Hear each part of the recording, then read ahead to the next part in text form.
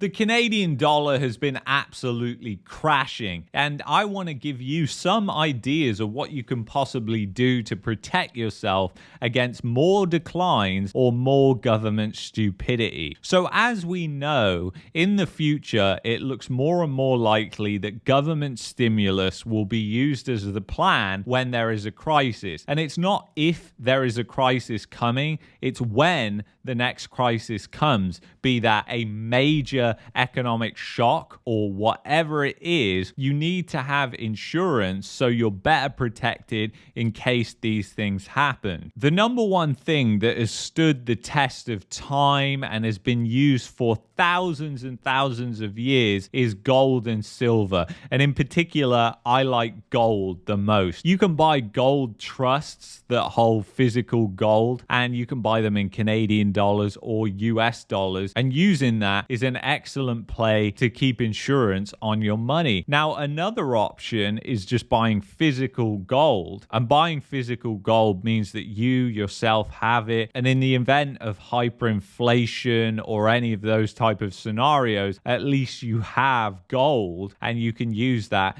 to transact and barter. So it's a really good thing. And silver is also a good thing to have physically as well, because you can buy little coins that are worth $20, $30, $40, $50, and that really would help in that type of environment. However, I don't think we're near there right now. So trusts are a much easier thing to do because then you don't have to deal with the storage. And obviously there's the risk with rising crime holding physical gold. People and criminals are always looking for jewelry, and that includes things like gold coins, things like that, which are typically hidden in safes, and criminals know this. So you have to be careful if you're storing physical gold in your residence. It's dumb to actually put it in a safe, or make sure your home insurance policy actually covers you having gold, and most of them won't. Another thing that you can do is obviously average in by buying US dollars and save in US dollars. If you understand the dollar milkshake theory, you'll understand that the dollar isn't collapsing. In fact, if you look at the DXY, it's just gone up and up and up over the past decade, and that will just continue,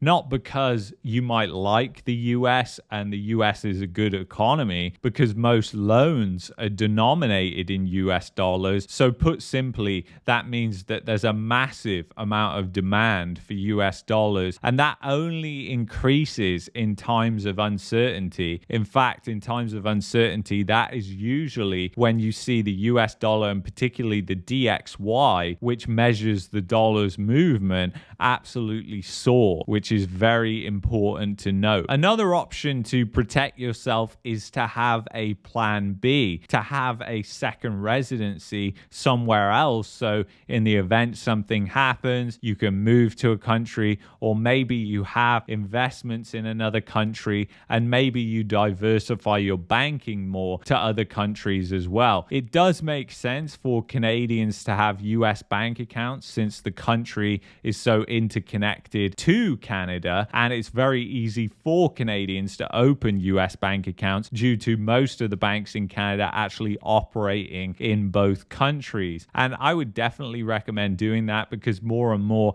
it just diversifies your banking, and really it's just going to be something that in the future, more and more in tumultuous times, is going to be a good practice to have, is just having your banking more diversified. The other thing is to just have a simple plan and to know your expenses. Most people do not do a budget. They don't know how much money's coming in, and they don't know how much money's coming out. And it's very important to know all your expenses so you can track them, and also have a budget, because that way, if things get bad for you or you're affected by job loss or layoff, then it means that you can work through it very quickly, execute a plan that you have in order to protect yourself and protect your finances. Where most people in those situations, they don't expect job loss. People always think it's not going to be them. I mean, I can remember way back in 2012 when I was working as an engineer that my boss was saying, you know,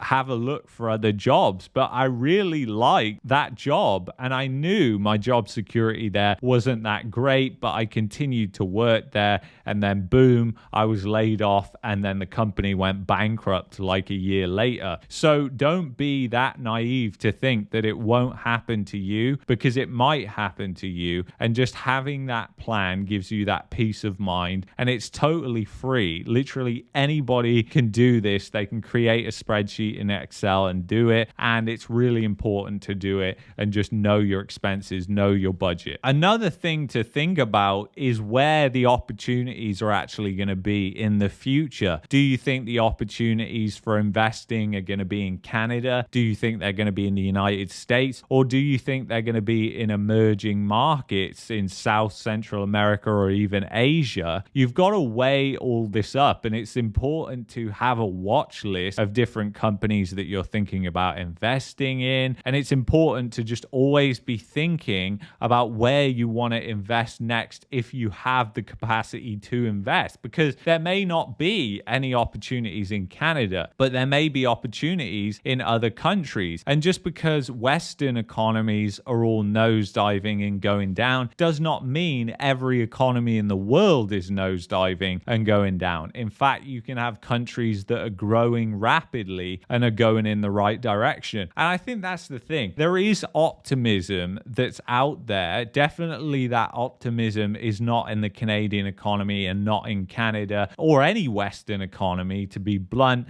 including the United States or the UK or Europe. But in other parts of the world, there is a sense of optimism because their economies are actually still in the early days and are growing rapidly. And I think it's important to always be looking at opportunities. And more, that's something that I'm going to be doing as well, is I'm going to be looking at these opportunities in other countries and comparing them to opportunities that you have in the United States and Canada. Obviously, I expect the United States and Canada and the West will attract investment capital because they're always seen as like the blockbuster investments. But more and more, as you and I know, those economies are not all they're cracked up to be. And I think more and more investors are actually realizing that, are investing more and more in emerging markets and developing economies. So right now, things can be really expensive. Even in the United States, for instance, stocks can be really expensive. But you've got to have your eye on all the companies that if they get to a certain price point or valuation, that you would consider investing in them. None of this was financial advice, and it was all just to stimulate ideas for you. And I hope it really helps you. So anyway, if you've enjoyed this video, please check out this video here. And if you're looking for a VPN and want to help support the channel, please go to expressvpn.com/market mania. Thank you so much for your support, and I will see you in the next one. Take care.